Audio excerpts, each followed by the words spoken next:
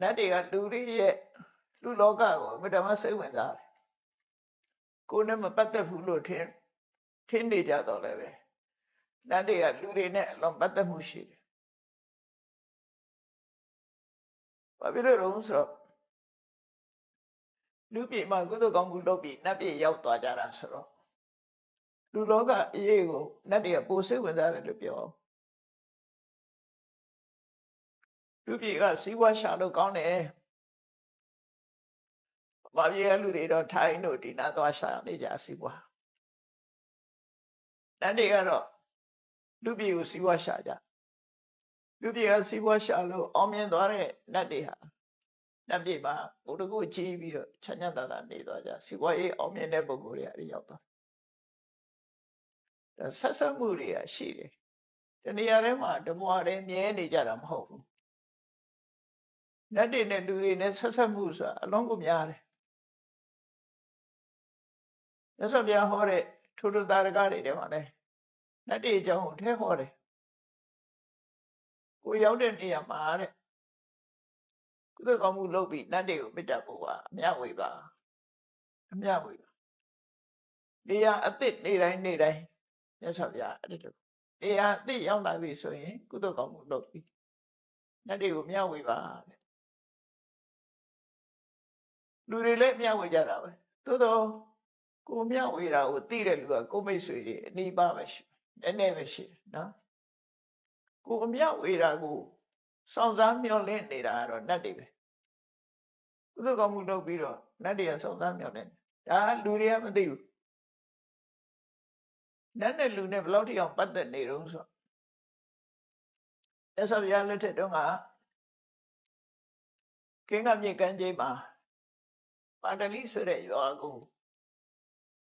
မြို့ပြတီထောင်တဲ့မြို့ပြတီထောင်မှုမြေခွက်တွေချတဲ့အချိန်မှာအဲ့ဒီမြေခွက်တွေနေရာတွေရိုက်ပြီးဆိုကြတဲ့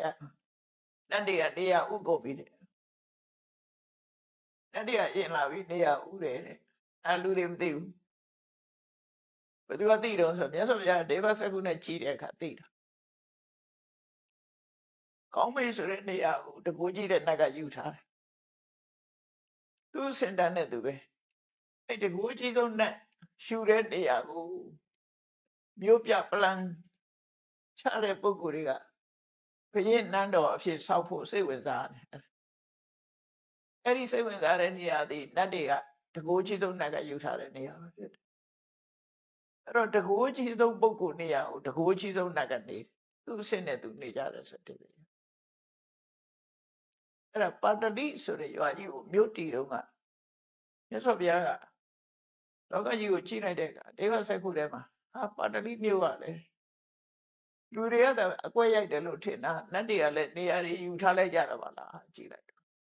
ကိုးကြည့်တဲ့နတ်တွေနေရာယူတဲ့နေရာပင်းဆိုရစာနေရာသူတဲ့အဆင့်တစ်ဆင့်နှိမ့်သွားရင်မူကြီးမိုက်ရအဲ့တဲ့တစ်ဆင့်နှိမ့်သွားရင်တထေးတွေကျွဲအဲ့တဲ့တစ်ဆင့်နှိမ့်သွားတယ်ကျတော့တမန်ရကွက်တွေဖြစ်တာသူအဆင့်လိုက်လူတွေရဲ့အဆင့်လိုက်နတ်ကလည်းပေါင်းတဲ့ဆက်ဒါကတော့မှန်တာပဲတထေးရက်ကွက်ဆိုတထေးတွေကြီးပဲနေကြတာလေ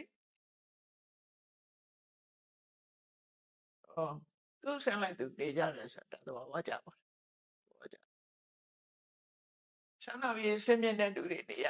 ဘုံကရှိတဲ့လူတွေနေရနတ်တွေကလည်းဘုံကရှိတဲ့နတ်တွေနေကြခေတ္တရန်ကုန်မြို့ကတင်းချိုင်းနေတဲ့မှာအိမ်နေဆောက်တာကြတော့ဘယ်သူတွေနေကြတယ်တော့မသိဘူးနော်တင်းချိုင်းတွေကတော်တော်များများလူနေရဌာနတွေဖြစ်ကုန်တကူကြီးတဲ့နတ်ရောက်လို့ရှိရင်တော့တကူမကြီးတဲ့နတ်တွေကအလိုလိုဘေးခွာသွားကြရတာဒါတော့ဘာပဲလူမမဟုတ်ဘူးတိရစ္ဆာန်လောကလည်းဒီတိုင်းပဲတိရစ္ဆာန်လောကလည်းဒီတိုင်းပဲ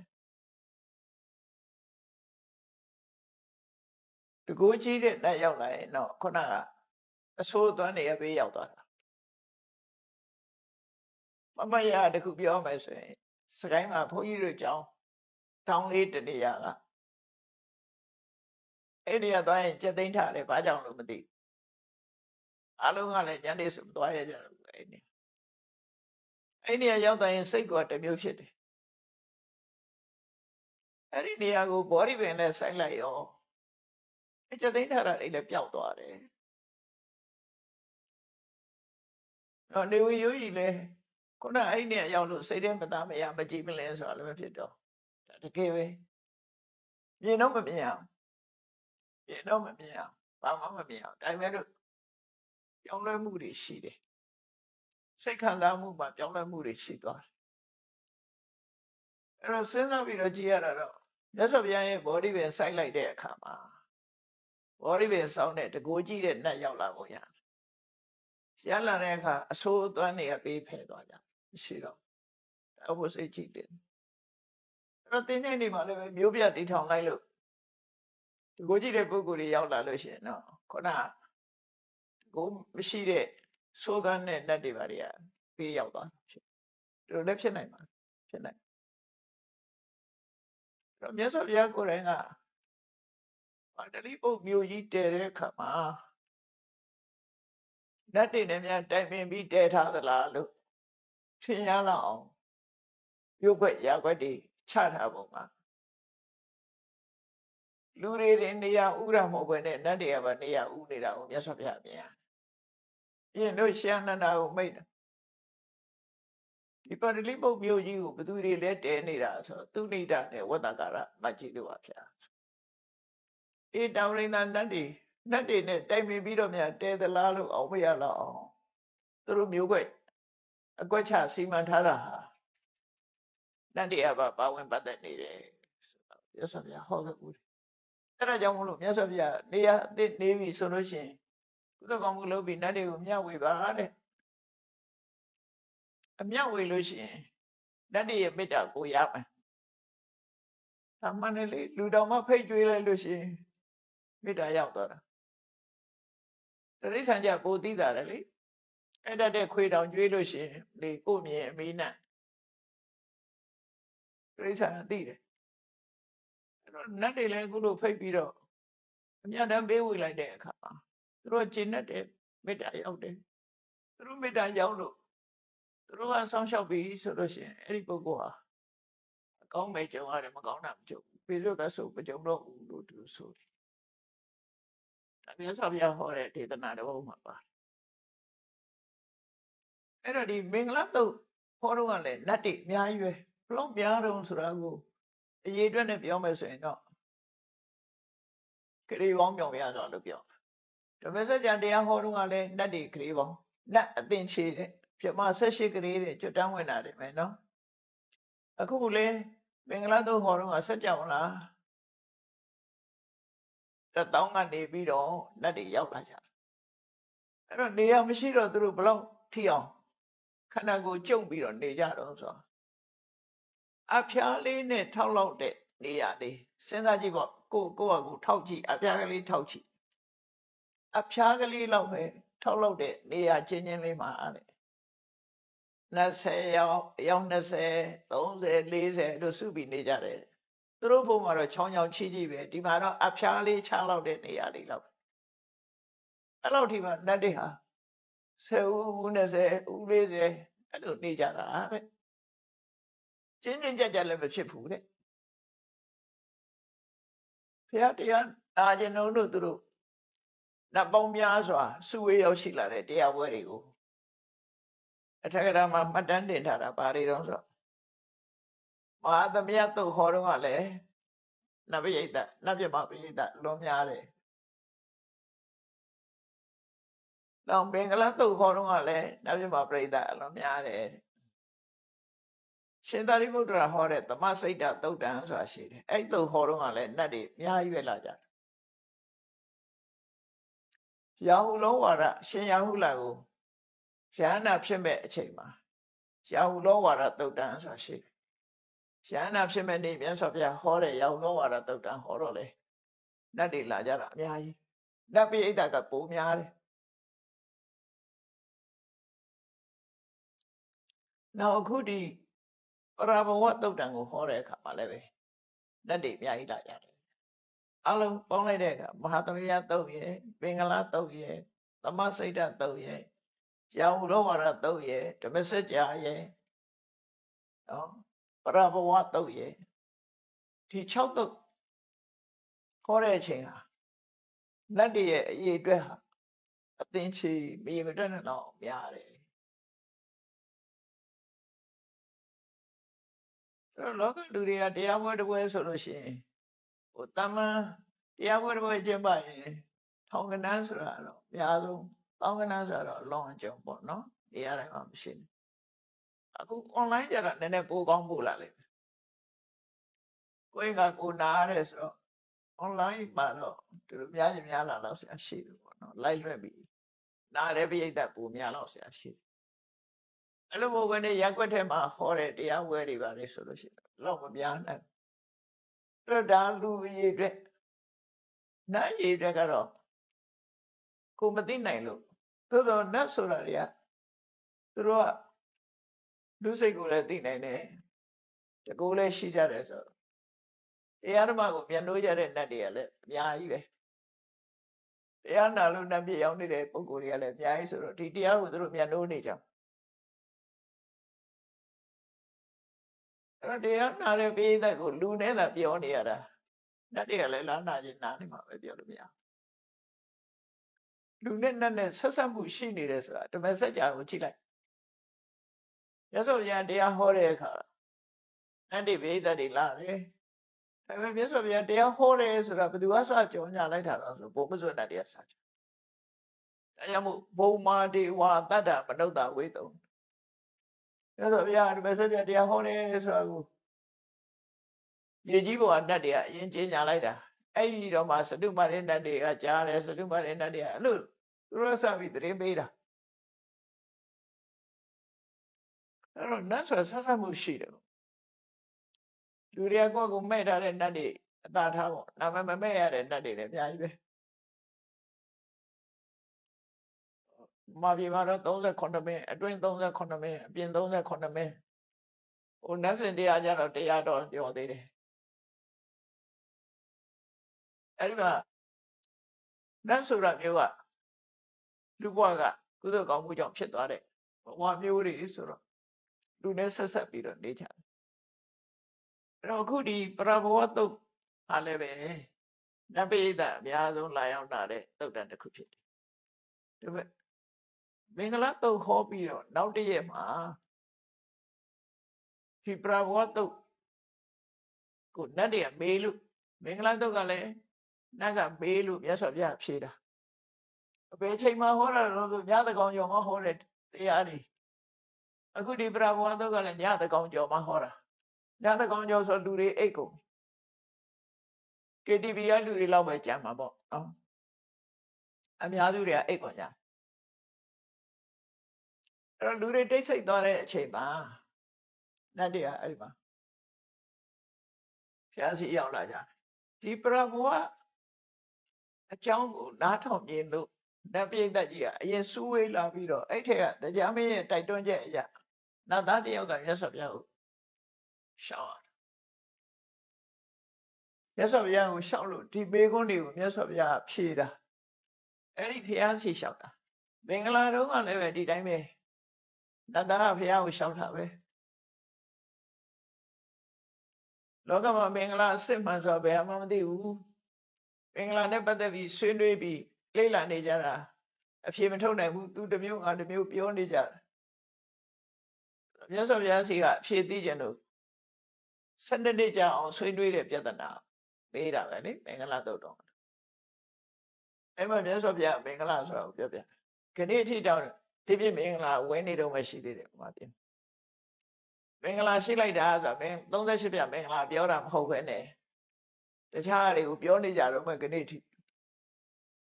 ကောင်းတဲ့သတင်းလေးကြားရင်မင်္ဂလာရှိတယ်ကောင်းတဲ့လေးမြင်ရရင်မင်္ဂလာရှိတယ်လို့လူတွေမှာယုံကြည်ယူဆနေကြတော့မှရှိတယ်မြင်ချင်းကြားချင်းဆိုတာမျက်စိရှိရင်မြင်မှာပဲနားရှိရင်ကြားမှာပဲမြင်ုံကြားုံနဲ့တော့မင်္ဂလာမဖြစ်နိုင်ဒါစဉ်းစားကြည့်မယ်ဆိုရင်သိနော်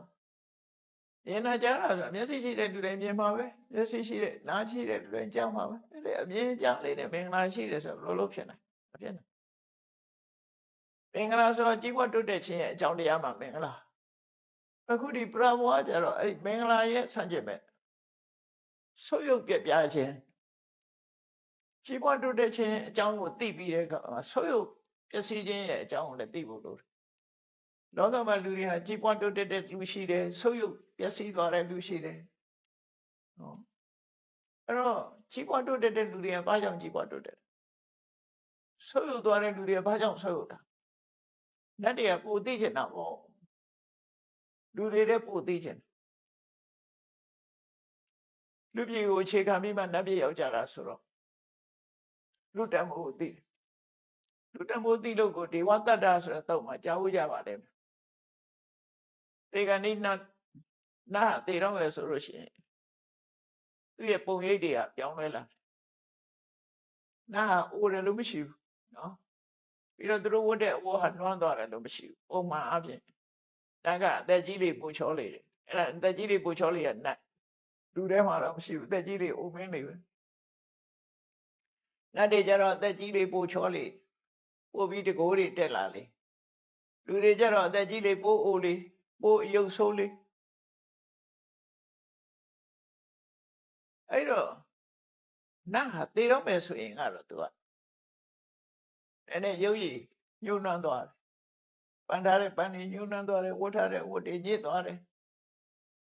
ခြံရချွေးထွက်လာတယ်နတ်ပြည်တရားထိုင်ရမပြောတဲ့စိတ်တွေဖြစ်လာတယ်အဲ့ဒီအနေထားမျိုးလေးတွေကျုံလိုက်ဒီနတ်ဟာတိတ်ပြီးပဲကြတော့သေတော့မယ်ဆိုဆိုင်းနေပြတယ်အဲ့ဒီနတ်ကိုဥယျာဉ်နဲ့ခေါ်သွားကြပြီးတော့အဘိဓိကပြောကြတယ်နတ်တွေသေလည်းမပူနဲ့ဘယ်မှမတောင်းတနဲ့လူပြေဘူးပဲသူတို့ကတော့သူဂတိဘုံကိုသာသွားအကောင်းဆုံးဘုံကိုရွေးသူဂတိဘုံကိုသွားသူဂတိဘုံသွားပြီးတော့အကောင်းဆုံးလက်ကိုအကောင်းဆုံးအရာကိုရအောင်ယူပြီးတဲ့အခါအဲ့ဒီပေါ်မှာအခိုင်အမာယက်တည်ပါလို့သူတို့ပြောကြတယ်နတ်တွေကပြောတဲ့သူဂတိဘုံကောင်းတဲ့ဘုံဆိုတာဘယ်ဟာတော့လူပြေကိုပြောတာ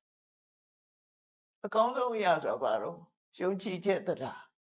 ယုံကြည်တဲ့တရားရှိမှဒါနလုပ်မယ်သီလဆောက်တည်မယ်ဒါနသီလကုသိုလ်ကောင်းမှုလုပ်မယ်ဒါကြောင့်ယုံကြည်တဲ့တရားအမတန်အရေးကြီးတယ်အဲ့ဒီတရားကိုခိုင်မအောင်ကြိုးစားပါဆိုတာတရားကိုခိုင်မအောင်ကြိုးစားအဲ့တော့သူတို့ပြောလို့ရင်ကလူပြေသွားတရားရအောင်တရားရှိအောင်လုပ်တရားပေါ်မှာခိုင်မာကြိုးစားအဲ့ဒီစကားသုံးခုကိုပြောလိုက်ကြတယ်လို့ဆိုတယ်ဒါနတ်နဲ့ပတ်သက်တဲ့ပိဋကတ်တော်မှာမှတ်တမ်းတင်ထားတဲ့အချက်တွေပဲနော်အဲ့တော့နတ်ဆိုတာလူတွေကပကတိမျက်စိနဲ့မြင်လို့မှမရတာမြင်လို့မရဘူးလို့မရှိဘူးဆိုရင် okay virus တို့မြင်မှမမြင်ရတာမျက်စိနဲ့ကိုရိုနာဗိုင်းရပ်စ်ဆိုတာယုံကြလားမျက်စိနဲ့မမြင်မှမမြင်ရဟုတ်ဘက်တီးရီးယားဆိုပိုးတွေလည်းမြင်ရတာမဟုတ်ဘူးသို့တော့မိုက်ခရိုစကိုပနဲ့ကြည့်ရင်တွေ့တယ်ဆိုတာအဲ့ဒါလိုပဲလက်တွေကိုတွေ့ကျင်တယ်ဆိုလို့ရှိရင်ဒီဘက်စက်ခုနဲ့ကြည့်ပါပဲမြင်လို့ရအမှားလို့မြင်လို့မရဘူးလူမြင်ကွင်းမှာမပေါ်ဘူးလူမြင်ကွင်းက3 dimension လောက်ပဲမြင်ရတယ်ထင်ပါတယ်ဒီတဲ့ပို့ပြီးတော့မြင်နိုင်စွမ်းမရှိဘူးအဲ့တော့ဒီနတ်တွေဟာအခုဒီပရမောတုတ်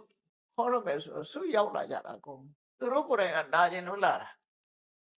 ဘုရားဟောမယ်လို့ပြောတာမဟုတ်ဘူးသူတို့ကိုယ်တိုင်ကဒီအကြောင်းကိုသိချင်မင်္ဂလာကိုတော့သိပြီပရမောဆိုတဲ့ပျက်စီးခြင်းအကြောင်းကိုငါတို့မသိသေးဘူးဘာတွေကြောင့်ပျက်စီးကြသလဲဒါလည်းသတိပြုရမှာပဲအကောင်းကိုသာသိဖို့မဟုတ်ဘူးအဆိုးကိုလည်းသိဖို့လိုသေးတယ်ဆိုပြီးတော့မြတ်စွာဘုရားစီစုဝေးရောက်ရှိလာကြတာဘလို့ဒီအောင်များတော့ဆိုရင်ခုနအဖျားလေးထောက်လောက်တဲ့နေရာမှာ10ရောက်20 30 40 50အဲ့လိုစုနေကြတယ်အဲ့လိုဒီအောင်တရားရှားသွားတော့အဲ့လိုဒီအောင်များပြတဲ့နတ်ပိဋကကြီးဟာမြတ်စွာဘုရားရဲ့ဇေရုံကျောင်းထဲမှာရောက်ရှိလာကြတယ်ကောင်းကင်ကလည်းပြည့်နေတယ်ပတ်ဝန်းကျင်လည်းပြည့်နေတယ်နတ်ပိဋကဟာအဲ့လိုဒီအောင်ဇေရုံကျောင်းထဲမှာအတန်ကြားလောက်တဲ့နေရာမှာအကုန်လုံးပြည့်လာကြတရားမင်းကိုယ်တိုင်ပါလာတော့သူကိုယ်တိုင်ကနေတိုက်တော့တဲ့နတ်သားတယောက်ကိုရှောက်ခိုင်း ကျန်တဲ့နတ်တွေကတော့မြင်ရမှာမဟုတ်ပေါ့နော်သေးသေးလေးတွေဖန်ဆင်းပြီးနေကြတာဆိုတော့ဟိုတရားဘုရားကိုလျှောက်တဲ့နတ်သားကတော့မတည့်ရလက်ကိုချီပြီးတော့လျှောက်တယ်သူလျှောက်တဲ့စကားလေးကစရအောင်ပရဘဝန္တံပုရိတံမယံပု္ပ္ပာမခောရမဘဝန္တံပုထုမာကမကိဉ္ပရဘဝတော်မူခံဒီစကားလေးကစလျှောက်တာပျက်စီးသူတယောက်ဆုပ်ယုပ်ပျက်စီးသွားတဲ့ပုဂ္ဂိုလ်တယောက်အကြောင်းဆုပ်ယုပ်ပျက်စီးသွားတဲ့ပုဂ္ဂိုလ်ဘာကြောင့်ဆုပ်ယုပ်ပျက်စီးရတယ်ဆိုတာကိုကောရမမြတ်ဖရာကိုတပည့်တော်လျှောက်ထားပါရစေတဲ့အဲ့ဒါလျှောက်ခြင်းလို့အခုတန်တေဟာရောက်ရှိနေကြပါတယ်ကိဉ္ပရဘဝတော်မူခံဆုပ်ယုပ်ပျက်စီးသွားတဲ့လူတယောက်ရဲ့ဆုပ်ယုပ်ပျက်စီးရခြင်းရဲ့အကြောင်းကဘာပါလဲဖေဟာလူတယောက်ဟာကြီးပွားတိုးတက်တဲ့လူတယောက်ရှိသလိုဆုပ်ယုပ်သွားတဲ့လူတယောက်လည်းရှိတယ်အဲသူဆုပ်ယုပ်သွားတာဘာကြောင့်ဆုပ်ယုပ်သွားတာလဲမင်္ဂလာပြီးတဲ့အခါမှာပရဘဝကိုနားလဲချင်အဲ့တော့ဒီနေရာမှာနှစ်ခုမှတ်ဖို့လို့ဘဝနဲ့ပရဘဝစကားလုံးနှစ်ခုဘဝဆိုတာခါတိုင်းသုံးတဲ့ life ကိုပြောတာမဟုတ်ဘူးဒီနေ့သူ့ဘဝကိုယ့်ဘဝဆိုတဲ့အသုံးမဟုတ်ဘူးဒီမှာကြတော့ဘဝဆိုတာကြီးပွားတိုးတက်ခြင်းပရဘဝဆိုတာဆုပ်ယုပ်ပျက်စီးခြင်းပါဠိစာပေမှာဘဝကကြီးပွားတိုးတက်ခြင်းပရဘဝဆုပ်ယုပ်ပျက်စီးခြင်းကြီးပွားတိုးတက်ခြင်းနဲ့ဆုပ်ယုပ်ပျက်စီးခြင်းဘဝပရဘဝအဲ့မှာသူတို့ပရဘဝကိုသိချင်တယ်အဲ့တော့ဒီနှစ်ခုကဆက်ဆက်နေတာဖြစ်တော့ကြောင့်ပရဘဝဆိုရင်ပျက်စီးကြောင်းကိုပြောရင်တိုးတက်ကြောင်းနဲ့ပတ်သက်ပြီးပြောမှရဒါလို့ရင်တိုးတက်မယ်ဒါမလို့ရင်ပျက်စီးမယ်နှစ်ခုကဆက်ဆက်နာပေါ့နော်ဆက်ဆက်နေလို့မြတ်စွာဘုရားကသူတို့မေးတာတော့ပျက်စီးကြောင်းဘာကြောင့်ပျက်စီးသွားလဲဒီလူဘာကြောင့်ပျက်စီးသွားလဲဒီပုဂ္ဂိုလ်ဘာကြောင့်ပျက်စီးသွားတယ်ဆိုဒီမေးဖို့မေးဖို့သူတို့ဟာစုဝေးရောက်ရှိလာပြီးတော့မြတ်စွာဘုရားကိုမေးတယ်ကိဉ္ပရဘဝတော်မူခံပျက်စီးသွားတဲ့ပုဂ္ဂိုလ်ရဲ့ပျက်စီးကြောင်းတရားဘာပါလဲပျက်စီးသွားတာတော့သူတို့မြင်ရတယ်ကြီးပွားသွားတာလည်းမြင်ရတယ်ဘာကြောင့်ပျက်စီးသွားတယ်ဆိုတဲ့အကြောင်းတရားကြတော့မသိဘူးတာအဲ့ဒီဟာကိုသိချင်အဲ့တော့မြတ်စွာဘုရားကအဲ့နဲ့ရဲ့ဘေကုံကိုဖြေတော့ဥဝိသနောဘဝဟောတိဘဝကြီးပွားတိုးတက်တဲ့ပုဂ္ဂိုလ်ဆိုတာလေသိဖို့လွယ်ပါတယ်တဲ့သူဝိသနာဆိုတာသိလို့လွယ်တယ်သိနိုင်ပါတယ်အမှန်အဖြစ်ကြည့်မယ်ဆိုလို့ရှိရင်တမန်ပြောလို့ရှိရင်ရတယ်လူတယောက်ဟာစီးပွားရေးဘက်ကတိုးတက်သွားတယ်ကိုကျင့်တရားဘက်ကတိုးတက်သွားတယ်လို့ရှိတယ်တော့စီးပွားဥစ္စာဘက်ကတိုးတက်သွားရင်ဟာသူကအလုပ်ကြိုးစားတယ်အမိကောင်းရတယ်နော်ဝေကျေတနာတတ်နိုင်တဲ့ပုဂ္ဂိုလ်တွေကပံ့ပိုးကြတယ်တရားကောင်းရသွားတယ်စသဖြင့်သူ့လုပ်ငန်းတွေနဲ့ပတ်သက်ပြီးကြည့်ပြီးဟာဒီလူကတော့ကြီးပွားသွားချမ်းသာသွားတယ်ကြွယ်ဝသွားတယ်ဆိုတာသိတာတယ်လေသိတာထင်ရှားတယ်သူဝိသနောဘဝဟောတိကြီးပွားတိုးတက်တယ်ဆိုတဲ့ပုဂ္ဂိုလ်ဟာလေသိတာပါတယ်တဲ့သိနိုင်ပါတယ်သူဝိသနောပရဘောဆိုရပြတ်သွားတယ်ဆိုတာလေသိတာပါတယ်တဲ့ဒါလေးနဲ့စတာမြတ်စွာဘုရားနှစ်ခုစလုံးသိတာဒီကောင်တော့မူရစေဝါတွေသုံးတယ်ရဲသေးတာတော့စားတယ်ကစားတယ်ပတ်စံချမ်းသာရနေတဖြည်းဖြည်းမွဲသွားတာကောင်းကောက်ဆရာမရှိဘူးပတ်စံချမ်းသာတော့လူတွေကသူ့မိတ်ဆွေဖွဲ့ကြသူ့ပေါင်းသိနေများတဖြည်းဖြည်းမွဲလေသွားခွာသွားကြမရှိတော့ဂတိခေတ်မှလည်းရှိနိုင်တာဒါတွေကလေချမ်းသာတော့ဝင်ရနေကြပြီပဲဆင်းရဲတဲ့ခါကျခွာသွားကြဒါလူတဘာဝယာရုရှိတော့ဝင်ရညာတယ်ယာရုလည်းမရှိဘူးသွားရောလမ်းတွေ့တော့နှုတ်ဆက်မဲ့လူမရှိဘူးမြင်တော့အမြင်ကြောင်ဆောင်သွားတယ်ဒါလူတဘာဝလူတွေဆိုအဲ့လိုဘာလို့ဆိုမေတ္တာအခြေခံတာမဟုတ်ဘူးလေမေတ္တာအခြေခံတဲ့လူကတော့ဒီပုဂ္ဂိုလ်ဟာဆင်းရဲသည်ဖြစ်စေဟုတ်လားယာရုရှိသည်ဖြစ်စေယာရုမရှိသည်ဖြစ်စေချမ်းသာသည်ဖြစ်စေဆင်းရဲသည်ဖြစ်စေလူပဲလူချင်းခင်းနေလို့ရှိရင်တော့ဆက်ဆံတာပဲအဲ့လိုမဟုတ်ဘဲနဲ့တခုကိုအကြောင်းပြုပြီးဆက်ဆံတဲ့ပုဂ္ဂိုလ်ကတော့ ပတ်စံရှိလို့ဆက်ဆံလို့ရှိရင်ပတ်စံလည်းမရှိရင်ခွာသွားရလမ်းတွေတော့နှုတ်ဆက်ဘူးငါငွေချိပါဆိုလို့ဆိုသူကတော့ကြောက်စရာကောင်းတယ်နော်ငွေချိပါဆိုလို့အစင်းရသွားပြီဆိုလို့ရှိရင်လူတွေခွာသွားကြတယ်အဲ့တော့သူဝိဇာတော့ပရဘောတဲ့ပျက်စီးသွားပြီဆိုလို့ရှိရင်လည်းသိတာပါတယ်တဲ့မြတ်စွာဘုရားကြီးပွားသွားတဲ့လူလည်းသိတာတယ်ပျက်စီးသွားတဲ့လူလည်းသိတာတယ်ဒါဖြင့်ဘာဖြစ်လို့ကြီးပွားတိုးတက်ပြီးဘာဖြစ်လို့ပျက်စီးသွားတယ်လဲအခြေခံအကြောင်းလေးတစ်ခုမြတ်စွာဘုရားဖြေဓမ္မကာမောဘဝဟောတိဓမ္မဆိုတာဒီနေရာကုသကမ္မပဒတရား10ပါးကိုပြောတာကိုချင်းတရားကိုချင်းသိလားအတိတ်ပဲလူတွေရဲ့သိက္ခာလူရဲ့ကိုချင်းတရားကာမဆိုတာနှစ်သက်တာမြတ်နိုးတာဒီနေကုသိုလ်ကိုမြတ်နိုးတဲ့ပုဂ္ဂိုလ်ဟာကြီးပွားတယ်ဓမ္မထိတိပရာဘောကုသိုလ်ကိုယွန်ရှာမုန်းတီးတဲ့ပုဂ္ဂိုလ်ဟာပျက်စီးတယ်ဒီနေရာမှာဓမ္မဆိုတာကိုရုပ်ဖော်ပြလိုက်တဲ့အခါမှာကုသိုလ်ကမ္မပဒတရား10ပါးကိုဒီနေရာမှာတပတ်ကုသိုလ်ကမ္မပဒတရား10ပါးကိုအလေးမြတ်ထားပြီးတော့လေးစားတဲ့ပုဂ္ဂိုလ်ကိုယ်သိက္ခာကိုလေးစားတဲ့ပုဂ္ဂိုလ်ကြီးကြီးပွားတယ်ကုသိုလ်ကမ္မပဒတရားကိုမုန်းတီးပြီးတော့ကုသိုလ်ကမ္မပဒတရားကိုချိုးဖောက်တဲ့ပုဂ္ဂိုလ်ကိုချင်းတရားပြက်ပြတဲ့ပုဂ္ဂိုလ်တွေကပျက်စီးတယ်ဓမ္မကာမောဓမ္မထိတိဓမ္မကာမောဆိုတာကုသိုလ်တရားကိုမြတ်နိုးသူဓမ္မထိတိဆိုတာကုသိုလ်တရားကိုမုန်းတီးရွံရှာသူကုသိုလ်တရားကိုမလုပ်ဘူးဆိုရင်တန်ဖိုးမထားတဲ့လူပဲလေမုန်းတာပဲလေမုန်းတီးတာပဲအရေးမဆိုင်ဘူးပါဠိပါဒရှောင်းအောင်ဆိုအရေးမဆိုင်ဘူးအရိဏဒါနရှောင်းအောင်ဆိုအရေးမဆိုင်ဘူးဒါလေကာမိတုပိစ္ဆာသနာအရေးမဆိုင်ဘူးဒါလေဒါမုန်းတာပဲလေအရေးမဆိုင်ပဲနေတာချိုးဖြက်တာချိုးဖောက်တာဒါမုန်းတီးရွံရှာမှုပဲအဲ့တော့ကုသိုလ်ကမ္မပဒတရားစပါးကိုမုန်းတီးရွံရှာတယ်ကာယကနဲ့ပတ်သက်ပြီးတော့ဒုစရိုက်တွေလုပ်တယ်အပြောနဲ့ပတ်သက်ပြီးတော့လေကုသိုလ်ကမ္မပဒတရားကိုမုန်းတီးတယ်လိမ်ပြောတယ်ဆဲတယ်ဂုံးတိုက်တယ်ကျိုးမရှိတာတွေပြောတယ်အလေလွင့်တွေပြောတယ်ဒါရွံရှာမုန်းတီးရရောက်တယ်ပေါ့နော်ဘယ်တော့ကနဲ့ပတ်သက်ပြီးတော့လေသူများပစ္စည်းရခြင်းနဲ့သူတို့ဘာပျက်စီးသွားတော့မြင်ခြင်းနဲ့ကံကံကြီးအကျိုးကြတော့လက်မခံဘူးအဲ့ဒီပုဂ္ဂိုလ်မျိုးကဒါဓမ္မထိတိကုသိုလ်ကမ္မပဒတရားကိုမုန်းတီးသူရွံရှာသူအဲ့တော့ကုသိုလ်ကမ္မပဒတရားအတိုင်းနေတဲ့ပုဂ္ဂိုလ်ဟာကုသိုလ်ကမ္မပဒတရားကိုမြတ်နိုးသူအဲ့တော့ကုသိုလ်တရားကိုမြတ်နိုးသူသည်ချီးပွားတိုးတက်ပြီးတော့ကုသိုလ်တရားကိုရွံရှာမုန်းတီးသူသည်ဆုပ်ပြပြတယ်ပုဂ္ဂိုလ်နဲ့ပြောတာပုဂ္ဂိုလ်နဲ့ပြောလိုက်လို့ရှိရင်တရားနဲ့ပြောမယ်ဆိုရင်ဘယ်လိုပြောလဲကုသိုလ်တရားကိုမကျင့်သုံးဘူးကုသိုလ်တရားကိုရွံရှာမုန်းတီးတယ်ပြစ်ပယ်တယ်ဆိုတဲ့ပုဂ္ဂိုလ်တွေဟာဆုပ်ပြစီတတ်တယ်ကုသိုလ်တရားကိုမြတ်နိုးတယ်တန်ဖိုးထားတယ်ကုသိုလ်တရားတိုင်းလိုက်နာကျင့်သုံးတယ်ဆိုတဲ့ပုဂ္ဂိုလ်တွေကြီးပွားတိုးတက်တယ်အခြေခံဦးသက်ဆိုရလို့ပြောနော်ဒါပုဂ္ဂလဒိဋ္ဌံအနေနဲ့ဟောတယ်လို့ဆိုဓမ္မဒိဋ္ဌံဆိုလို့ရှိရင်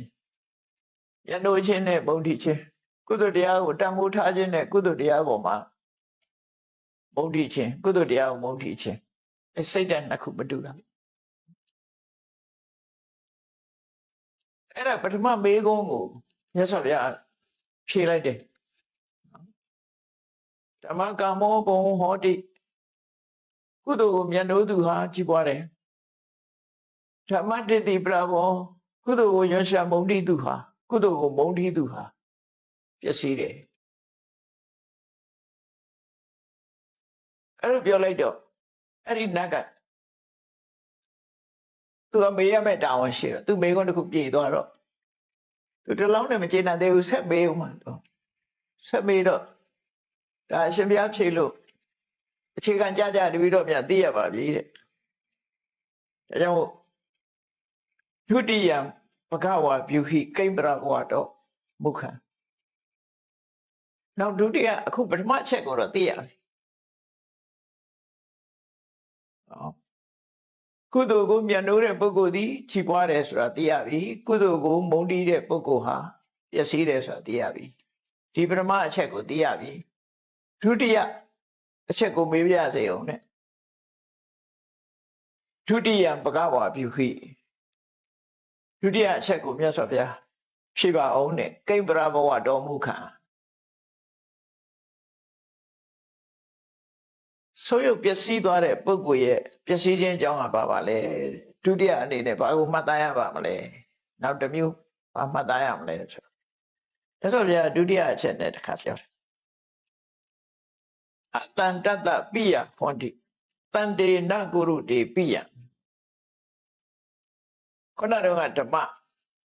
မ္မနဲ့ပတ်သက်ပြီးပြောပြီခုဒီနောက်တစ်ခါကျတော့အတန်တတ္တပိယဟောတိမကောင်းတဲ့လူကိုမြန်နိုးတယ်လူယုံမာတွေကိုမြန်နိုးတယ်သူတော်ကောင်းမဟုတ်တဲ့ပုဂ္ဂိုလ်တွေကိုမြန်နိုးတယ်သူတော်ကောင်းတွေကြတော့မမြန်နိုးဘူးအပေါင်းအသင်းနဲ့ပတ်သက်သွားပြီကြာနော်တန်တဆိုတာကာယကံဝစီကံမနောကံနဲ့ပတ်သက်ပြီးတော့ငြိမ်းချမ်းနေတဲ့ပုဂ္ဂိုလ်ကာယကံတောင်းကျမ်းတဲ့ပုဂ္ဂိုလ်တန်တမဟုတ်တချို့ကကာယကံတောင်းကျမ်းတယ်လေတရားထဲမှာတောင်းကျမ်းတဲ့သူတွေရှိတယ်ကာယကံတောင်းကျမ်းတယ်ဝစီကံလည်းတောင်းကျမ်းတယ်ဝစီကံအခုကပဋ္ဌာကလည်းတောင်းကျမ်းတယ်မဟုတ် Facebook ထဲရေးပြီးတောင်းကျမ်းနေတာတွေအများကြီးဟိုဆယ်ဒီဆယ်ဟိုကလောဒီကလောဒါဝစီကံတောင်းကျမ်းတာပဲပြောမယ်ဆိုရင်တော့ဒါလက်နဲ့ကမြင်းနဲ့ဝစီကံပေါ့နော်လက်နဲ့ကမြင်းနဲ့ဝစီကံဘုဒ္ဓတရားတွေရေးကြတယ်ပြောကြတယ်အဲ့ဒါတွေကဝစီကံတောင်းကျမ်းတယ်လို့ခေါ်တာပဲယဟန်တွေမှာတောင်မှပဲတရားပြောကြရင်ဥပမာသိချင်းတရားကိုယဟန်တစ်ပါးဟာစာရေးပြီးတော့ချီးမွမ်းမယ်ဆိုရင်တော့ပါရာဇိကကြာမချီးမွမ်းရအောင်လူတရားကိုသိအောင်မတိုက်တွန်းအောင်သိအောင်တိုက်တွန်းရင်အပြစ်ဖြစ်တယ်အခုလဲFacebook တွေကဆဲရင်သုဒ္ဓဝါစာမဖြစ်ဘူးမဟုတ်ဖြစ်တယ်ဆဲတာမဲတာတွေရေးနေလို့ရှိရင်ဖြစ်တယ်ရှိုင်းပြတဲ့စကားတွေရေးမယ်ဆိုရင်အပြစ်မရှိဘူးထင်တာလက်ကလေးနဲ့ဖြောက်လုပ်လိုက်တာလေအပြစ်မရှိဘူးထင်တယ် तू ကပါဇက်နဲ့လုပ်တယ်လို့ပဲဒါကာယဒွါရနဲ့လှုပ်ဆောင်တယ်ဝစီကံလို့ပဲခေါ်တယ်ဒါလဲ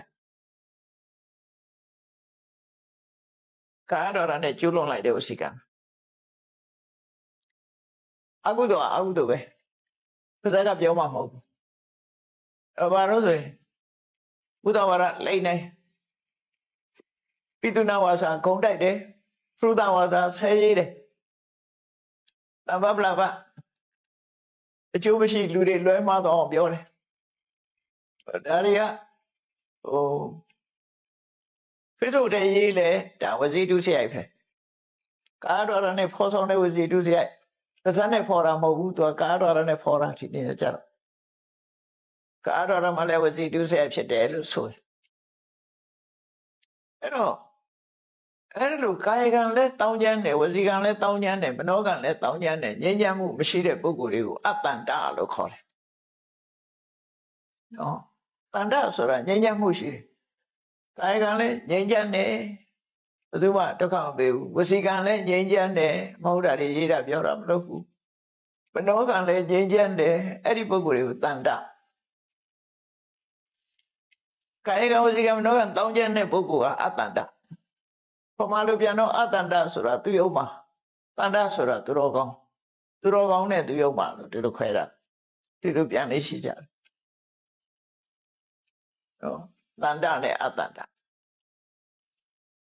အဲ့တော့ကြီးပွားတိုးတက်တဲ့ပုဂ္ဂိုလ်နဲ့ဆိုးပြပြတဲ့ပုဂ္ဂိုလ်က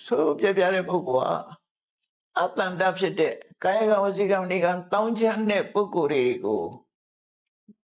မျက်နှိုးတံပိုးထားပြီးတော့ကာယကံဝစီကံမနောကံငြိမ်းချမ်းတဲ့သူတော်ကောင်းတွေကိုတော့တံပိုးမထားတဲ့ပုဂ္ဂိုလ်တို့ဆိုလို့တယ်မကောင်းတဲ့လူနဲ့ပေါင်းတယ်ကောင်းတဲ့လူနဲ့မပေါင်းဘူးဆိုတဲ့ချက်ကြည့်မယ်ဆိုရင်တော့သူတော်ကောင်းဆိုဘယ်လိုဟာတော့ဆိုရင်ပြောမယ်ဆိုရင်တော့ငါးပါးသီလလို့ရင်သူတော်ကောင်းလို့ပေါ့နောက်ဆုံးမှတကယ်သူတော်ကောင်းဆိုတာဖရာတကယ်သူတော်ကောင်းအရိယပုဂ္ဂိုလ်တွေကတကယ်သူတော်ကောင်းသူတော်ကောင်းနဲ့သူတော်ကောင်းဆိုတာတစ်ခါလားအဲ့တော့အချင်းချင်းအပြင်မှတ်ဖို့ရကာယကံဝစီကံမနိကံတောင်းကြလို့ရှိရင် အတ္တတကာယကဝစီကမနောကတောင်းကြမှုမရှိဘူးငြိမ်းချမ်းတဲ့ပုဂ္ဂိုလ်သည်တတ္တအဲ့တော့အတ္တတနဲ့အတ္တတတွေကိုတန်ဖိုးထားပြီးပေါင်းသင်းဆက်ဆံနေတဲ့ပုဂ္ဂိုလ်သည်ပျက်စီးတယ်တတ္တကိုတန်ဖိုးမထားတဲ့ပုဂ္ဂိုလ်သည်ပေါင်းသင်းဆက်ဆံမှုမရှိတဲ့ပုဂ္ဂိုလ်သည်တတ္တကိုနော်အတ္တတန်တေနကုရုတိပယအတ္တကိုပေါင်းသင်းတယ်တတ္တကိုမပေါင်းသင်းဘူးဒီအဓိပ္ပာယ်ရနော်နှစ်ခုစလုံးမှာတစ်ခုပဲပေါ့ဒါပြန်လာပြောထားတာသူတော်ကောင်းတွေကိုတော့မပေါင်းသင်းမဲနဲ့သူတော်ကောင်းမဟုတ်တဲ့ပုဂ္ဂိုလ်တွေကိုပေါင်းသင်းတဲ့ပုဂ္ဂိုလ်တဲ့ဒါရမကဘူးအတ္တတံဓမ္မရောစေတိသူတော်ကောင်းမဟုတ်တဲ့ပုဂ္ဂိုလ်မငြိမ်းချမ်းတဲ့ပုဂ္ဂိုလ်ကာယကံဝစီကံတော့တောင်းကြတဲ့ပုဂ္ဂိုလ်တွေရဲ့အပြုအမူအပြောဆိုသူတို့ရဲ့အယူဆတွေကိုနှစ်သက်တယ်အပေးတယ်ကျင့်တတ်တယ်သူတို့ပြောတာဆိုတာတွေကိုသူတို့ဝင်ရတယ်ပေါ့နော်အဲ့ဒါအတ္တတံဓမ္မရောစေတိတဲ့သူတို့ရဲ့အမူအကျင့်သူတို့ရဲ့အယူဆသူတို့ရဲ့အပြောအဆိုတွေကိုတန်ဖိုးထားပြန်လို့တဲ့ပုဂ္ဂိုလ်ဒီနေရာမှာနှစ်ချက်ကမကောင်းတဲ့ပုဂ္ဂိုလ်ပေါင်းသင်းတယ်မကောင်းတဲ့ပုဂ္ဂိုလ်ရဲ့အယူဆတွေကိုတန်ဖိုးထားတယ်ဒီနှစ်ခုနော်အဲ့ဒီပုဂ္ဂိုလ်ဟာတံပရဘောအတော်မူခံဒီလောရဟာပျက်စီးခြင်းအကြောင်းပဲပျက်စီးသူကဒါကြောင့်ပျက်စီးရတာဒါဒုတိယအနေနဲ့မေကုံမြတ်စွာဘုရားဖြေလိုက်အဲ့တော့မေးတဲ့နတ်သားကသိပါပြီတဲ့မြတ်စွာဘုရားဖြေလိုက်တဲ့အဖြေကိုသဘောပေါက်ပါပြီအဲ့တော့တတ္တိယဘဂဝါဖြူဟိကိမ္ပရဘောတော်မူခံတတ္တိယနောက်တစ်မျိုးတစ်ခုကိုထပ်ပြီးတော့မရှိပါဘူးကိုသိရပြီသူနှမျိုးသိသွားပြီနောက်တတိယထပ်ပြီးတော့သိကြမှာတယ်အဲ့ဒါမရှိပါဘူးလို့ဆိုရသော်ဗျာပျက်စီးခြင်းရဲ့အကြောင်းလေးကိုထပ်ပြီးတော့ပြောတယ်ခုနကတည်းကပြောမယ်ဆိုရင်သူများထိခိုက်တဲ့ကိစ္စတွေတော်များတယ်ဒီမှာကြတော့ဒီတတိယအချက်ကိုတော့မြတ်စွာဘုရားဘယ်လိုပြောရတော့ဆိုနိဒ္ဓတိတိသဘာတိတိအနုဋ္ဌာတသယောနရောနိဒ္ဓတိတိဆိုအိမ်မက်တယ်နေရာပဲဖြစ်ဖြစ်ငိုက်တာလုံးချိန်လဲငိုက်ယုံလဲငိုက်အိမ်လဲငိုက်အိမ်မက်တယ်လို့ပြောတာဗမာလေးမှာဆိုရင်အိမ်မက်တယ်ဘယ်နေရာရောက်ရောက်ငိုက်တယ်ကားပေါ်လဲငိုက်အလုံးလုံးရင်လဲငိုက်တယ်လီဗီရှင်းကြည့်ရင်လဲငိုက်ပေါ့အဲ့ဒီနိဒ္ဓတိတိအိမ်မက်တဲ့ပုဂ္ဂိုလ်ဟာလည်းပဲပျက်စီးနိုင်တယ်ပျက်စီးတယ်နောက်တစ်ခါသဘာတိတိအပေါင်းနဲ့အသင်းနဲ့ဟေလာဝါလာပြောနေရမှပြောတဲ့ပုဂ္ဂိုလ်မျိုးရှိတယ်သဘာတိတိဆိုတော့အပေါင်းအသင်းအဖွဲ့အစည်းနဲ့ဟေလာဝါလာတယောက်တည်းမနေတတ်ဘူးဟိုအိမ်လည်းပဲဒီအိမ်လည်းပဲလူစုစုရှိတဲ့နေရာတိုင်းသူရောက်တယ်တယောက်တည်းမနေဘူးသူကတော့အိမ်မက်တာမဟုတ်ဘူးသူကတော့ဘာလို့ဆိုလူစုလူဝေးသွားပြီးတော့အပြောမက်တယ်အိမ်လည်းပြောမက်တယ်ဟိုလူတွေနဲ့စကားပြောဒီလူတွေနဲ့စကားပြောအချိန်ကုန်အဲ့လိုလုပ်တဲ့ပုဂ္ဂိုလ်မျိုးဟာလည်းပျက်စီးတယ်အနုဋ္ဌာတသယောနရောလုပ်ငန်းကိစ္စတွေမှာတက်တက်ကြွကြွမရှိဘူးလုပ်တော့မယ်ဆိုနေဘယ်မှပြီးအောင်မလုပ်နိုင်ဖိုင်လေးတစ်ဖိုင်ကိုဖတ်နေတာပြီးကုန်ပြီးတော့ဘယ်မှာလှန်လိုက်တာဖိုင်နေအစားတွေကိုလှန်ထားလိုက်ထားသွားလိုက်ကော်ဖီတောင်းလိုက်ဖိုင်နေရှိတဲ့စားလေးကိုရဲ့ပြီးအောင်မဖတ်နိုင်ဘူးအနုဋ္ဌာတလုပ်ငန်းကြိုင်တာနှေးတယ်တို့ပေါ့ဒါယုံနေနဲ့ပတ်သက်ပြောတာတပြက်အားလည်းဒီလိုရှိမှာပေါ့နော်အနုဋ္ဌာတသယောနရောတက်တက်ကြွကြွမရှိဘူးလှုပ်တဲ့အခါမှာမတက်ကြွအလသောကောရပညာနောအလသောဆိုပြင်းထူတဲ့လူပျက်စီးတယ်ကောရပညာနောဆိုတာ သူကဘယ်ကိစ္စပဲဖြစ်ဖြစ်ထက်ကနေဆိုစိတ်ထိုးစိတ်တိုးစိတ်ဆိုးတယ်စိတ်တိုးခြင်းဟာသူ့ရဲ့ဝါသနာပဲအဲ့လူတွေကပြောတယ်ချီးမွမ်းခြင်းတော့ဒီလူကစိတ်ဆက်တယ်လို့ပြောကဲကျင်တော့စိတ်တိုးတယ်ထက်ကနေရှိဒေါသထွက်တယ်အပြောမခံအဆိုးမခံဒေါသထွက်တယ်ဘာမှပြောလို့မရအောင်မျက်နှာရက်လဲစူပုတ်သူမျက်နှာကြည့်လိုက်တာနဲ့ပဲကောဒရှင်တွေကသူများပေါ်မှာမကျေနပ်တဲ့ပုံစံမျိုးကြီးနဲ့အဲ့လိုနေတဲ့ပုဂ္ဂိုလ်တဲ့ကြည့်လိုက်မယ်ဆိုရင်ဒီမှာ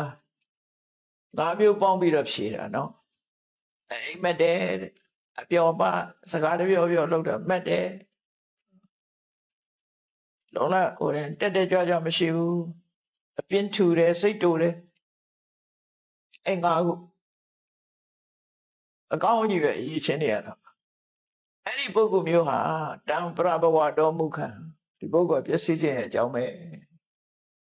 ကြီးပွားပျက်စီးသွားတယ်ဆိုတော့ဒါတွေရှိနေသူကြီးပွားမှာမဟုတ်ဘူးပျက်စီးသွားမှာပဲဆုတ်သွားမှာပဲအဲ့တော့အပြန်အပြင်ပြောင်းမယ်ဆိုလို့ရှိရင်အဲ့ဒီနေရမယ်ဟိုလူဒီလူနဲ့ထိုင်ပြီးတော့စကားတပြောပြောမနေရဘူးကိုလုံးရမယ်တက်တက်ကြွကြွကြိုးစားရမယ်အပြင်းမကြည့်ရဘူးစိတ်မတိုးရဘူးသိခံနိုင်ရမယ်သိရှိရမယ်အဲ့ဒါជីវတုတ္တရှင်အကြောင်းပဲလို့အပြားဖြင့်ဒီလိုသိရမယ်နော်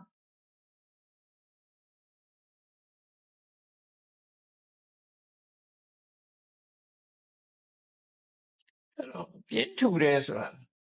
တော့ကမှပြင်းထူတဲ့လူအကြောင်းလေးရေးထားရှိတယ်50ထဲမှာရာဇကုံမလို့လည်းခေါ်တယ်ကဇကုံမလို့လည်းခေါ်တယ်နာမည်နှမျိုးရှိတယ်တချို့စာအုပ်မှာကဇကုံမကဇဆိုတာဆင်ပေါ့နော်ရာဇကုံမလို့လည်းခေါ်တယ်အပြင်းမှာတော့ခင်းနေစံတော်ချိန်ဝင်မဲ့ခုချိန်သူကဘယ်နေရာကြည့်လိုက်အဲ့လိုကဘုနာဒီနာထမတော့ထိုင်တာပဲအဲ့ညာတနေ့ကုန်ထိုင်နေဘာမှမလုပ်တချင်အဲ့တဲ့ထိုင်ချင်းထိုင်နေအဲ့နာဟိုဒီမသွားဘူးသိပ်ပြင်းတာစံချိန်ကျိုးတဲ့မောင်ပြင်းပေါ့ခစားကုန်ပါ50ထဲမှာရှိတယ်သူပြင်းတာဘယ်လောက်ထိအောင်ပြင်းတယ်လို့ဆိုလို့ရှိရင်ဖះလောင်းနဲ့တွေ့တဲ့အခါကျတော့ဘယ်အဲ့ဒီတလန်းတောင်ခြေတလန်း2လန်းတောင်မသွားကြဘူးတလက်မ2လက်မလောက်ရွေ့ချင်တယ်သူမင်းတောထဲမှာသွားနေတောမိလောင်ရင်မင်းဘယ်လိုလုပ်မလို့တောမိလောင်ရင်မင်းပြေးမှလားလို့ဆိုဆရာတဲ့လူဆိုတာကံနဲ့ပါတဲ့ကိုရောက်တဲ့နေရာမှာတစ်ပင်အခေါင်တစ်ပင်ကြီးအခေါင်ရှိရင်လည်းအဲ့ထဲဝင်နေလိုက်မှာပေါ့သို့မဟုတ်ရေကြီးချင်းတွေးလို့ရှိရင်လည်းအဲ့ထဲဝင်လိုက်မှာပေါ့အဲ့တော့တရားကိုမပြေးဘူးတဲ့ပြီးလောက်ရင်တော့မပြေးဘူးလို့ပြောတယ်အဲ့တော့တရားပြင်းတဲ့သူကသား50ထဲမှာရှိတယ်အဲ့ဒါရာဇကုံမဇတ်လို့လည်းခေါ်တယ်ကစားကုံမဇတ်လို့ခေါ်တယ်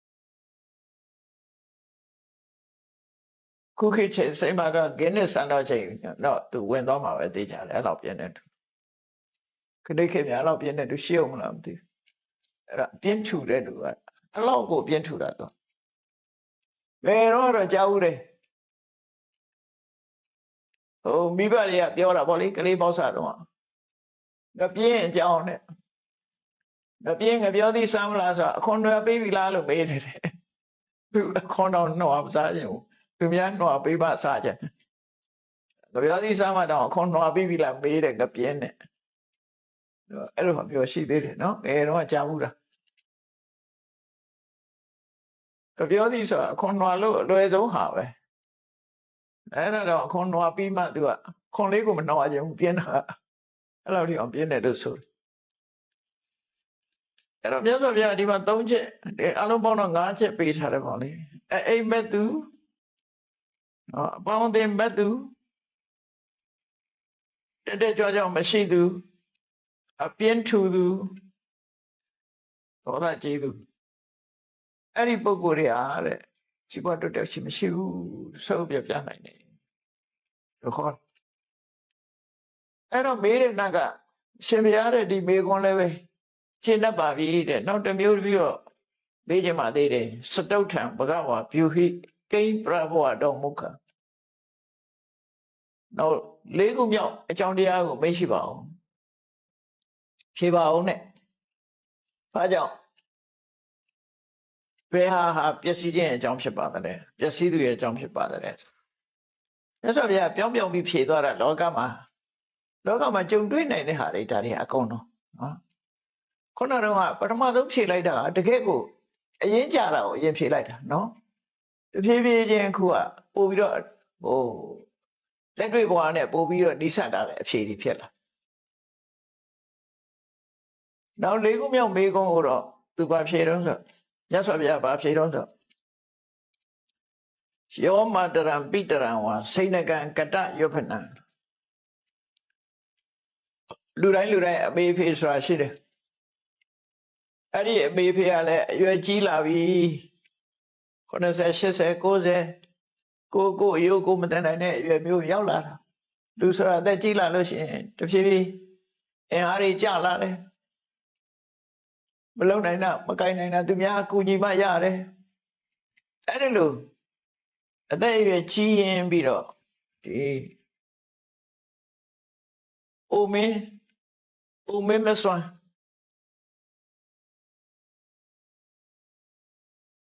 ိုမင်းမစွမ်းဖြစ်နေတဲ့အမေအဖေကိုတတ်နိုင်ရတဲ့နဲ့မကြွေးမွေးပဲပြစ်ထားတဲ့သားသမီးပျက်စီးမယ်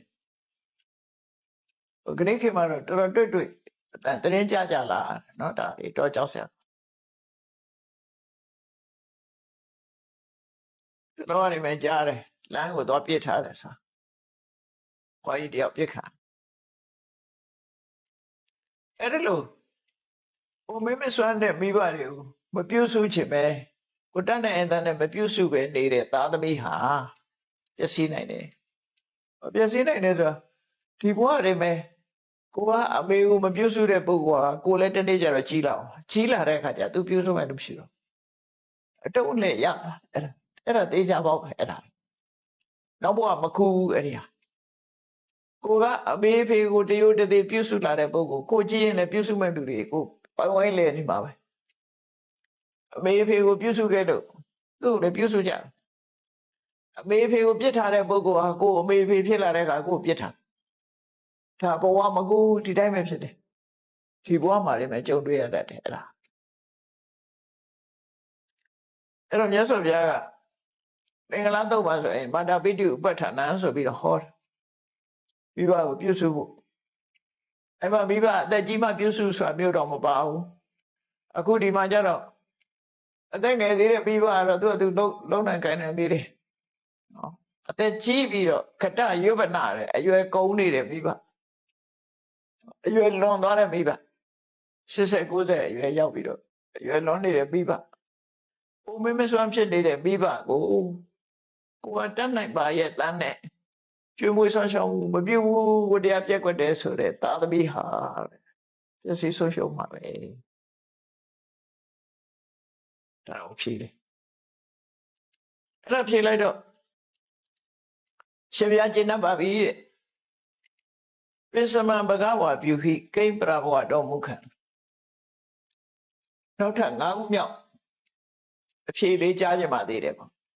ဖြေတွေကတစ်ခုနဲ့တစ်ခုမထပ်ဘူးနော်ဘေးကွန်းသာထပ်တာအကြည့်ဘေးကွန်းနေရတော့ဒါပဲသူကပျက်စီးဆုံးရှုံးတာဘာကြောင့်လဲပျက်စီးသွားတာဆိုရပျက်စီးသွားတာဘာကြောင့်လဲဒီဘေးကွန်းလေးပဲရသော်ဗျာဖြေလိုက်တာအခု၄ခုပြီးသွားပြီတော့၅ခုမြောက်အဖြေတစ်ခုထပ်ကြားကြပါတယ်ကိမ္ပရဘဝတော်မူခံဆိုပျက်စီးရဲ့အကြောင်းကဘာပါလဲလို့ဆိုအဲ့ဒီဖြေတယ်ယောပြမနံသမနံဝါအဉ္ဉံဝါပိဝနိဗ္ဗကံဥဒဝရေနဝင်စေတိတံပရဘဝတော်မူခံဒါတော့ဘာသာရေးပုဂ္ဂိုလ်တွေနဲ့ပတ်သက်သွားဘာသာရေးပုဂ္ဂိုလ်တွေနဲ့ပတ်သက်ပြီးတော့တချို့ကလုံးလေးရှိတာဟုတ်နော်သမဏပြမနာဆိုတာစီးပွားမလုပ်တော့ပဲနဲ့ဘာသာရေးလုပ်တဲ့ပုဂ္ဂိုလ်တွေဒါအိန္ဒိယအသုံးနဲ့သုံးထားတာသမဏပြမနာဆိုတာလူလောကကိုခွာပြီးတော့ အခုဗမာပြည်မှာတော့ဒါဘုန်းကြီးဝတ်တာပေါ့ဒါပေါ့နော်သီလရှင်ဝတ်တယ်ဘုန်းကြီးဝတ်တယ်ယသိဝတ်တယ်ဆိုတော့ဟိုရှင်းမှာတော့ဘုန်းကြီးဝတ်တာလည်းမကဘူးပြမနာဆိုတာလည်းပါပြမနာသမနာအဲ့ဒီသမနာပြမနာဆိုတဲ့ဘာသာရေးအချင်းကိုကျင့်နေကြတဲ့ပုဂ္ဂိုလ်တွေနဲ့ပတ်သက်ပြီးတော့တဲ့ဖြစ်စီပြီးတော့ဝနိဗ္ဗကဆိုတာတောင်းစားတဲ့ပုဂ္ဂိုလ်တွေရှိစင်ရလို့တောင်းစားတဲ့ပုဂ္ဂိုလ်တွေအဲ့ဒီပုဂ္ဂိုလ်တွေနဲ့ပတ်သက်ပြီးတော့လာခဲ့လှူပါမယ်တို့ကျင်နာရှိပြောပါဘယ်တော့လှူပါမယ်ဆိုပြီးတော့လူကြားထဲမှာတော့ကြားကောင်းသူလုံးတတ်တယ်တချို့လဲနော်လူရာရှိပြောပါချိန်မျိုးလူရာရှိပြောပါလှူပါမယ်လို့လူရာရှိတောင်းပါပြောပါလှူပါမယ်ဆိုပြီးတော့ဖိတ်ကြားလာခဲ့အဲ့ဒီဖိတ်ကြားထားတဲ့ပုဂ္ဂိုလ်တွေကိုပြောတဲ့အတိုင်းမလုပ်တာဒါလိန်နဲ့လို့ခေါ်တယ်ဒါပြောလဲရှိတတ်တယ်နော်ဘာလို့ပေးမယ်မပေးဘူးပြီးတော့အဲ့ဒီလိုပုဂ္ဂိုလ်မျိုးဟာလည်းပျက်စီးတတ်တယ်ဒီဘဝတည်းလားဆိုမဟုတ်ဘူးပျက်စီးပုံပျက်စီးနည်းကိုမြတ်စွာဘုရားဟောထားတယ်ဝိနည်းစာသုတ်တံဆိုတာရှိတယ်အဲ့ဒါနဲ့ဆက်ကြည့်ရဝိနည်းစာဆိုတာအယောင်းရောင်းဝယ်ဖောက်ကားမှုရှင်သာရိပုတ္တရာကမြတ်စွာဘုရားကိုမေးတယ်လျှောက်ထားတယ်အချက်၄ချက်နဲ့ရှင်ဘုရားတဲ့တချို့ကအယောင်းဝယ်လုပ်ကြတယ်တို့တပြားရှုံးတယ်ဘုရားဒါတရားအဲ့လိုပဲနောက်တစ်ယောက်ကအယောင်းဝယ်လုပ်တယ်ဘုရားထင်သလောက်မရဘူးဒါတရားတချို့ကျတော့အယောင်းဝယ်လုပ်တယ်ဗျာတဲ့ထင်သလောက်တော့ရတယ်မျောမှန်းထားသလောက်ရတယ်တချို့အယောင်းဝယ်လုပ်တယ်မျောမှန်းထားတဲ့ပိုရတယ်ဗျာ၄ယောက်နော်၄ယောက်အယောင်းဝယ်လုပ်တယ်ပျက်စီးတယ်ရှုံးတယ်အယောင်းဝယ်လုပ်တယ်မှန်းချက်နဲ့နှမ်းတွက်မကိုက်ဘူးရတော့ရတယ်နှမ်းမှန်းချက်နဲ့မကိုက်ဘူးအယောင်းဝယ်လုပ်တယ်မှန်းချက်ပြည့်ုံနေပဲရတယ်ရောင်းဝယ်လုပ်တယ်မှန်းချက်တက်ပို့ပြီးတော့ထင်တာတဲ့ပို့ရတယ်အဲ့ဒီပုဂ္ဂိုလ်၄ယောက်ဟာဘာဖြစ်လို့ခုလိုကွဲပြားခြားနားမှုရှိလဲသူတို့စ조사ကြတယ်ဒီကိစ္စရောင်းဝယ်လုပ်တယ်စ조사ကြတယ်ဘာကြောင့်အဲ့လိုဖြစ်သွားနိုင်တယ်လဲဆိုတဲ့အခါမှာမြတ်စွာဘုရားဒီအကြောင်းလေးကိုဟောတယ်သူတို့ဟာတဲ့သမဏပြမနာသူတို့ကောင်းတွေကိုချင်းကပ်ပြီးတော့လိုရာရှိပြောပါလှူပါမယ်လို့ဝန်ခံသွားတယ်တဲ့ဝန်ခံသွားပြီးတော့လုံးဝမလှူဘူးတဲ့လိုရာရှိသွားပြီးတော့လုံးဝမလှူဘူးတဲ့အဲ့ဒီပုဂ္ဂိုလ်မျိုးဟာအယောင်းဝယ်လို့လို့ရှိရင်ရှုံးသွားတယ်သူလို့တဲ့အတိုင်းဖြစ်တာပဲဒါကံတရားနဲ့ပတ်သက်ဟောတာမြတ်စွာဘုရားအဲ့ပုဂ္ဂိုလ်တွေကအယောင်းဝယ်လို့ရှုံးအလုပ်လို့ရှုံးနောက်တစ်ယောက်ကတော့ဒီမမြတ်ဘူးကိုထင်သလောက်မရဘူးကိုထင်ထားတာတခြားအဲ့ပုဂ္ဂိုလ်ကဘယ်လိုတော့ဆိုရင်လူရာရှိပြောပါဆိုပြီးတော့သူပြောသလောက်သူကဘာပဲဖြစ်ဖြစ်လှူမယ်လို့ပြောထားပြီးတော့သူကြတော့ဟိုပုဂ္ဂိုလ်လိုအပ်ချက်အတိုင်းသူမဖြည့်နိုင်မဖြည့်ဘူးအဲ့ဒီပုဂ္ဂိုလ်ကြတော့အယောင်းဝယ်တော့ရောင်းတယ်လုံးဝကြီးတော့ရှုံးသွားဘူးဒါပေမဲ့လို့မြောင်မနှလုံးမရဘူးပြည့်အောင်မရဘူးနောက်တစ်ယောက်ကတော့ဝန်ခံထားတဲ့အတိုင်းသူကပြည့်အောင်လှူတယ်တန်းတယ်အဲ့ဒီကုသိုလ်ကြောင့်သူကုန်တယ်ဖြစ်လို့အယောင်းဝယ်လုပ်တဲ့အခါမှာသူမြောင်မချက်တွေရတယ်သူထင်တဲ့အတိုင်းကုန်ရတယ်တချို့ကြတော့အဲ့လိုမဟုတ်ဘူးဖိတ်ကြားထားပြီးတော့လိုတာတဲ့ပို့ပြီးတော့ကိုလှူလိုက်တယ်သူကမျောထားတာတဲ့မျောမှန်းထားတာတဲ့ပို့ပြီးတော့လှူတဲ့ပုဂ္ဂိုလ်ကျတော့အယောင်းဝယ်လုပ်တဲ့အခါပို့ရသွားတယ်တဲ့အဲ့တော့ဘယ်သူမပြုတ်မိမိမှုဆိုတဲ့အဓိပ္ပာယ်ပါပဲနော်ဒါတွေကလည်းဟိုဂတိမတည်တဲ့အပြစ်လို့ပြောရမှာထင်တယ်နော်ဂတိမတည်တဲ့အပြစ်ဘုဒ္ဓဝါဒနဲ့ဝင်စေးတည်တယ်ဒီမှာတော့လူပဲလို့ပြောပြီးမလူပဲနေရင်ဘုဒ္ဓဝါဒနဲ့ဝင်စေးတည်တယ်ဘုဒ္ဓဝါဒပြန်လိမ့်ကြတယ် အလျှောက်တာပြည့်အကြောင်းမညင်ညွတ်လို့ကိုယ်ဆင်းရဲသွားလို့မလုံးနိုင်တာတော့ဒါတမျိုးဖြစ်လိမ့်မယ်နော်တကယ်အစရတဲ့မဟုတ်မမှန်လိညာပြီးတော့ပြောလိုက်တာမျိုးကြဖြစ်တတ်တယ်တခါတော့ကြုံရတာလေးဒီကြုံကြတယ်လို့ပြောကြတာပေါ့လေကိုယ်တိုင်တော့ကြုံဘူးရင်တော့ငွေပေးအပွဲတွေပဲလောက်တတ်တယ်လူကြတယ်ပါဘယ်သူကဘလောက်လောက်နေလှူတယ်အဲ့ဒါပဲပတ်စံပါတာမဟုတ်စက်ကူကိုငွေကပ်ပြီးလှူစက်ကူဘုံကိုစာကပ်ပြီးလှူတာတော့ကြအဲ့ဒီငွေကမရောက်လာတော့ဒီပုံးကုန်ပဲလူကြတဲ့မှာတော့ပုံးကုန်လှူသွားတာလေနောက်မလှူတဲ့ပုံကိုယ်တွေရှိတယ်သူကြားဘူးတယ်တကယ်လဲကြားဘူးတဲ့အတိုင်းလဲတကယ်ဟုတ်တာလို့တော့ပြောကြတယ်ပုံးကုန်ပဲလှူသွားတာလှူတော့မှသိန်း100ဆိုပုံးကုန်လှူသွားတာဒါပေမဲ့အဲ့ဒီပတ်စံမပေါ့နောက်လဲပို့လာဆိုပို့တော့ဘာဖြစ်ဖြစ်နာမည်ရရုံတော့မလုပ်သင့်ဘူးပေါ့နော်အဲ့ဒါလိမ့်နေဆိုတဲ့အဓိပ္ပာယ်ရောက်တာပေါ့နော်ဒါလည်းသတိထားစရာပဲကိုကတော့အမှတ်တမဲ့လှုပ်လိုက်တာပဲဒီဘက်ကတော့လိမ်လီမှုဖြစ်သွားပြန်တယ်လိမ်လီမှုကတော့ဘယ်သူမှခေါ်ပြီးတော့တရားစွဲမှာမဟုတ်ဘူးလူတာလေလူပဲတို့ဝန်ခံသွားရင်မလှူလို့ရှိရင်တန်တရားမှာကိုယ်ထိခိုက်နိုင်တာပေါ့ဒါဟုတ်တယ်လို့လိမ်လီမှုနဲ့ထိခိုက်နိုင်တာမလူကောင်းလားလို့ဆိုပြီးတော့တရားစွဲမှာတော့မဟုတ်ဘူးပေါ့ဒီဘဝကတော့ပြစ်ဒဏ်တော့ကြောက်ပေါ့သို့တော့ကံတရားရဲ့ပြစ်ဒဏ်ကတော့ခံရနိုင်တယ်ပေါ့နော်အခုဒီသုတ်တံကိုကြည့်မယ်ဆိုရင်အဲ့ဒီအဓိပ္ပာယ်ရောက်ဝဋိစ္စသုတ်တံဆိုတာရှိပါတယ်အင်္ဂုတ္တရနိကေဝဋိစ္စသုတ်ရသော်ပြဟောထားတာ